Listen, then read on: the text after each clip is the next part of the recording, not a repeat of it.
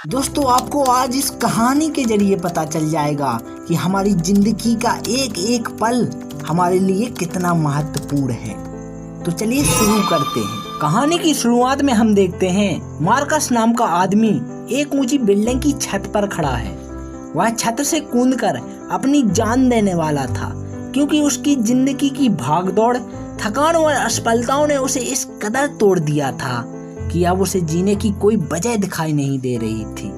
उसकी पत्नी ने भी उसे अल्टीमेट दे दिया था कि अगर जल्द ही पैसों का बंदोबस्त नहीं हुआ तो वह उसे छोड़कर चली जाएगी। मार्कस दिन में 15-15 घंटे काम करता था, लेकिन फिर भी अपने परिवार का खर्चा नहीं उठा पा रहा था। उसकी इस निराशा ने उसे सुसाइड करने का निर्णय लेने पर मजबूर कर दिया था, इसलिए वह इस बिल्डिंग की छत से कूदकर मरना चाहता था। मार्कस छत से कूदने ही वाला था कि तभी अचानक पीछे से उसका कोई हाथ पकड़ लेता है। जब वह पीछे मुड़कर देखता है तो वहाँ पर एक लेडी खड़ी थी जो उसी बिल्डिंग के टॉप अपार्टमेंट में रहती थी।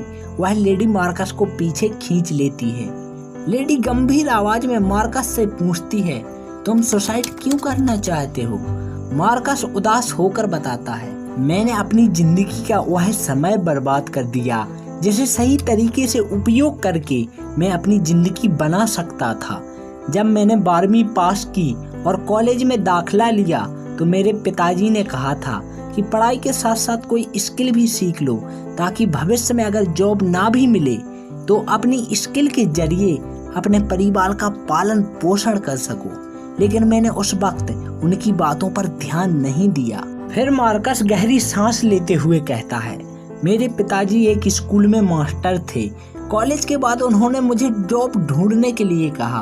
मैं कई कंपनियों में इंटरव्यू देने गया, लेकिन मेरे कम मार्क्स की वजह से सबने मुझे रिजेक्ट कर दिया। आखिरकार मुझे एक होटल में वेटर की नौकरी मिल गई। फिर कुछ दिनों के बाद मैंने एक लड़की से शादी की और हमारी जिंदगी ठीक ठाक चल रही थी। लेकिन मेरी शादी के 1 साल बाद मेरे पिताजी की मृत्यु हो गई और उनकी पेंशन आनी भी बंद हो गई। कुछ समय के बाद होटल में रोबोट्स आ गए और मुझे नौकरी से निकाल दिया गया। मेरे पिताजी द्वारा जमा किए गए पैसे धीरे धीरे खत्म हो गए। बड़ी मुश्किल से मुझे एक कंपनी में सफाई का काम मिला। अब मैं 15-15 घंटे काम करता हूँ, लेकिन फिर भी मैं अपने परिवार का खर्चा नहीं उठा पाता। मेरी पत्नी बीमार है और उसने मुझे छोड़ने की बात की है। मैं अपनी पत्नी के लिए एक अच्छा पति नहीं बन सका और ना ही अपने बच्चों के लिए एक अच्छा पिता। अब मुझे समझ नहीं आ रहा कि मैं क्या करूं। मार्कस की बातें सुनकर वह लेडी मार्कस से कहती है, सुसाइड करने से तुम्हारी घर की हालत ठीक नहीं होगी, बल्कि और बिगड़ जाएगी। सोचो तुम्हारे बच्चों का क्या होगा, तुम्हारी पत्नी का क्या होगा। उनका सहारा सिर्फ तुम ही हो। अगर तुमने इस मुश्किल वक्त में उनका साथ नहीं दिया तो वह जीते जी मर जाएंगे। लेडी की बातें सुनकर मार्कस का मन बदल जाता है। उसे समझ आ गया कि वह गलत कर रहा है। उसे यह नहीं करना चाहिए, बल्कि उसे और मेहनत करनी चाहिए। फिर मार्कस ने अपने परिवार के लिए जी जान लगा के मेहनत की। उसने अपनी स्थिति को बदलने के लिए दिन रात एक कर दिए। धीरे धीरे उसकी मेहनत रंग लाई और उसके घर की हालत ठीक होने लगी। वह अपने बच्चों के लिए एक अच्छा पिता बन सका और अपनी पत्नी के लिए एक अच्छा पति। लेकिन उसे हमेशा यह अफसोस रहा कि अगर उसने पहले समय की कदर की होती तो उसे इन हालातों का सामना नहीं करना पड़ता और ना ही उसके मन में सुसाइड जैसा बुरा ख्याल आता।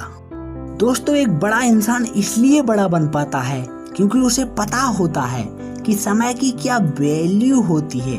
वहीं पर एक मिडिल क्लास या गरीब आदमी इसलिए गरीब रह जाता है क्योंकि वह समय से ज्यादा पैसों को महत्व देता है।